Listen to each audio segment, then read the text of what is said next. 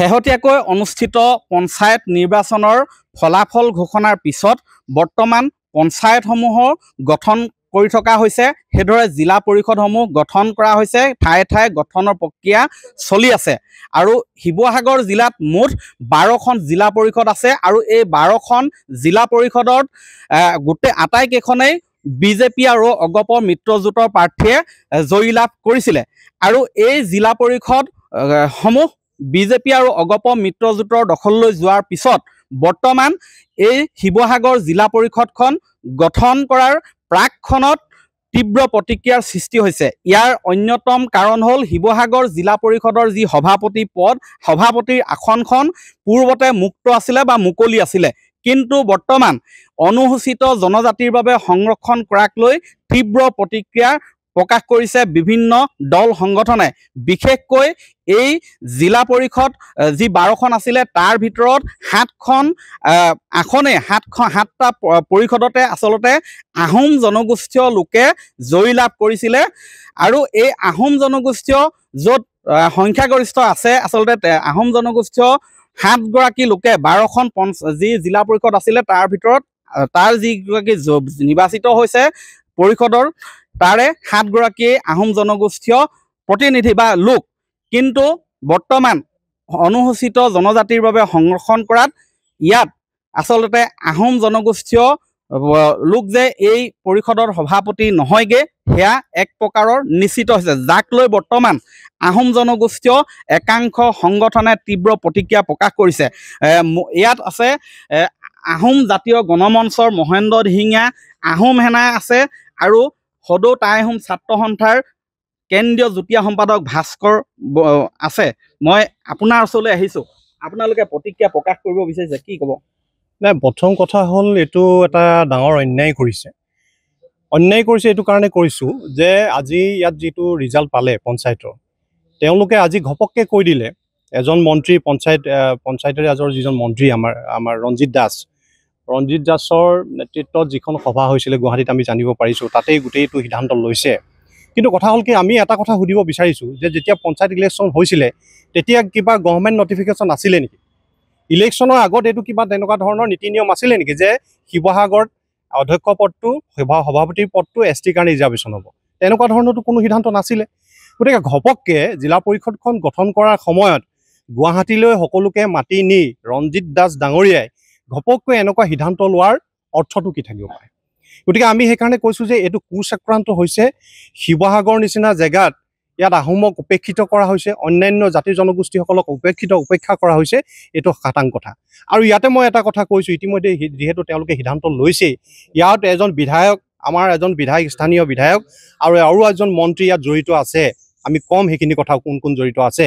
গতিকে এইটো খুব ভাল কথা হোৱা নাই। আৰু এতিয়া আমি দেখিবলৈ পাইছোঁ জিলা পৰিষদখনৰ ভিতৰতে এটা ক্ষোভৰ উদ্গীৰণ হৈছে, ক্ষোভিত হৈছে সদস্যসকল। এইটো বেয়া কথা হৈছে, কাৰণ তেওঁলোকে জনা উচিত যে শিৱসাগৰখনৰ যিটো জনগাঁথনি, ইয়াৰ জনসংখ্যাৰ অৱস্থাটো তেওঁলোকে জানে, আৰু জানি শুনিও তেওঁলোকে এনেকুৱা ধৰণৰ এটা কুটাঘাতমূলক তেওঁলোকে ব্যৱস্থা গ্ৰহণ কৰিছে।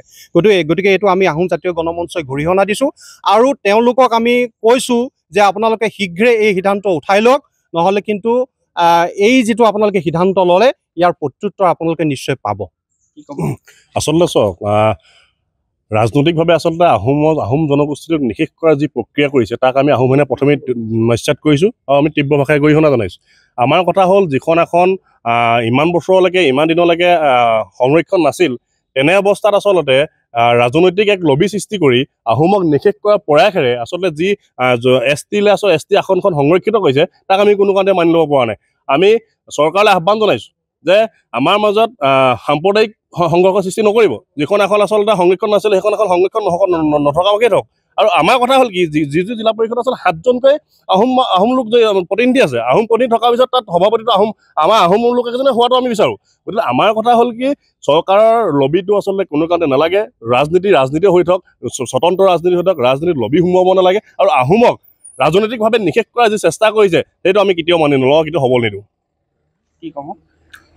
প্ৰথম আৰু প্ৰধান কথাটো হ'ল যে এই যিটো সিদ্ধান্ত লৈছে আচলতে ঐতিহাসিক যি শিৱসাগৰ, য'ত আহোম বুলি ক'লে আচলতে শিৱসাগৰৰ প্ৰতিচ্ছবি মনলৈ আহে আৰু শিৱসাগৰ বুলি ক'লে আচলতে আহোমৰ কথাটো মনলৈ আহে। আৰু তেনেস্থলত শিৱসাগৰৰ নিচিনা এটা স্থানত মুক্তভাৱে আজি ইমান দিনে মুকলি হৈ থকা এই যিটো জিলা পৰিষদৰ সভাপতিৰ যিটো চিট, এই চিটটো আচলতে আজিৰ তাৰিখত তেওঁলোকে যিটো অনুসূচিত জনজাতিৰ বাবে যিটো তেওঁলোকে সংৰক্ষণৰ ব্যৱস্থা কৰিছে, ই আচলতে ৰাজনৈতিকভাৱে আহোম জনগোষ্ঠীক এটা কুঠাৰঘাত কৰিছে, ৰাজনৈতিকভাৱে আহোম জনগোষ্ঠীক সাংঘাতিক ধৰণে এটা মাধমাৰ দিয়া এইটো আচলতে প্ৰক্ৰিয়া।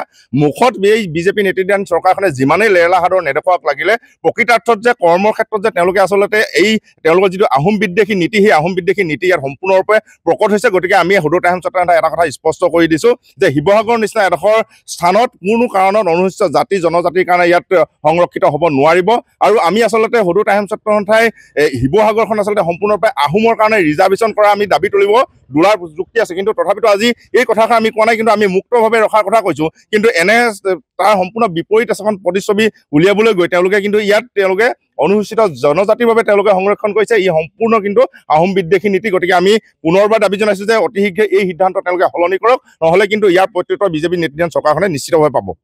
হয়, শিৱসাগৰত সকলো জাতি জনগোষ্ঠীয়ে পূৰ্বৰ পৰাই অতি সমিল মিলেৰে ভাতৃত্ববোধেৰে সকলো কাম কাজ কৰি আহিছে, কোনো বিদ্বেষ নাই, কোনো সংঘাত নাই। সেয়ে শিৱসাগৰত যি জিলা পৰিষদৰ যিখন সভাপতিৰ আসন, সেইখন আচলতে মুক্ত পূৰ্বৰ পৰাই আছিলে আৰু বৰ্তমানেও থকাটো বিচাৰিছে। ইয়াত সংৰক্ষিত কৰি বিশেষ শ্ৰেণীৰ বাবে সংৰক্ষণ কৰা বা অনুসূচিত জনজাতিৰ বাবে সংৰক্ষণ কৰা, যাৰ বাবে বৰ্তমান প্ৰতিক্ৰিয়াৰ সৃষ্টি হৈছে, তেওঁলোকে বিৰোধিতা কৰিছে। এইখন পৰৱৰ্তী পৰ্যায়ত আচলতে এনেধৰণৰ যিবিলাক সমস্যা এই যি উদ্ভৱ হৈছে, এই সমস্যা সমাধান কৰি আচলতে পূৰ্বৰ যি নীতি আছিলে, পূৰ্বৰ দৰে মুক্ত যি ধৰণে আছিলে, সেই মুক্ত কৰিয়ে ৰখাৰ দাবী জনাইছে আহোম জনগোষ্ঠীয় সংগঠনসমূহে।